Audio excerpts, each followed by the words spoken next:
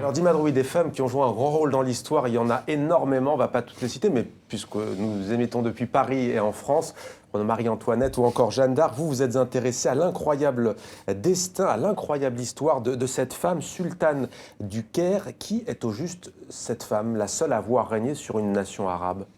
Alors c'est Shajarat ad-Durr, son nom signifie arbre de pierres précieuses, arbre de perles.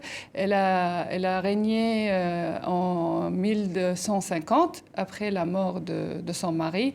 Alors c'est très particulier, parce qu'à l'époque, les courtisanes, les favorites, avaient beaucoup d'influence dans les harems et dans les cours des sultanes. C'était des esclaves instruites. À l'époque, c'est ce qui est bizarre pour nous maintenant. On voit que les esclaves étaient instruits. Ils recevaient une éducation presque équivalente aux garçons, parce qu'on les préparait pour les cours des grands qui voulaient une satisfaction, disons, spirituelle et culturelle et physique avec ces femmes-là. Ce qui leur donnait une ambition et une influence sur le cours des événements. Alors la spécificité de Shajarat ad-Durr, pourquoi moi je voulais en parler, parce qu'elle ne s'est pas satisfaite seulement d'avoir une influence à travers son mari. Elle a saisi une opportunité pour montrer qu'elle pouvait être fin stratège et capable de gouverner. Et quelque part, elle a brisé le mur du harem. Et elle a été capable de voir reconnaître ses capacités et avoir les mêmes attributs que les sultanes hommes. Alors concrètement, comment arrive-t-elle au pouvoir ? Son mari décède ? Son mari décède lors de la guerre avec Saint-Louis. Donc, lors du 7e croisade, elle cache sa mort. Roi de France, hein ? Oui, roi de France, grand roi de France.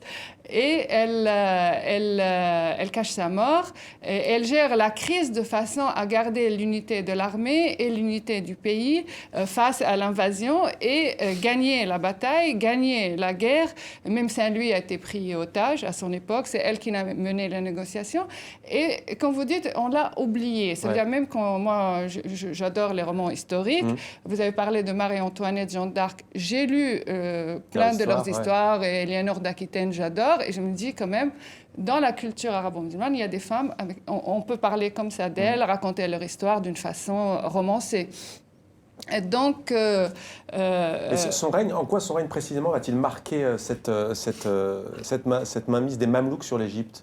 Voilà, comme elle a géré la crise, donc on était dans une période de transition, de passation de pouvoir entre les Ayyoubides, qui étaient en fin de règne, et les Mamelouks, et leur règne allait commencer. Et elle, moi je la vois comme le pont, parce que comme elle était la femme du dernier Ayyobide, l'épouse, respectée, et lui il avait confiance en elle.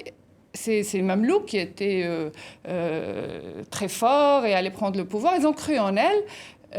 Et ils l'ont élue reine après l'assassinat de l'héritier du trône. Et elle a eu le khutba du vendredi à son nom, après le nom du calife de Bagdad, et les monnaies frappées à son nom. Ce qui sont les attributs des hommes. C'est ça ce qui est exceptionnel en elle. Frappant, ouais.